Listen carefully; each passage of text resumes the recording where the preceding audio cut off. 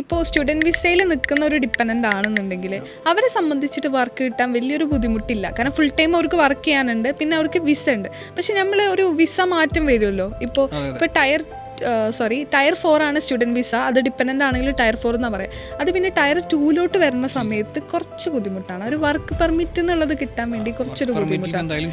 അതെ, അപ്പോഴാണ് നമ്മൾ നേരത്തെ പറഞ്ഞ പോലെ ഈ കെയർ വിസ അവിടെ ആയിരുന്നു ഉണ്ടായിരുന്നത്. പക്ഷെ ഇപ്പൊ കുറെ റൂൾസ് കാര്യങ്ങൾ മാറ്റിയിട്ടുണ്ട്.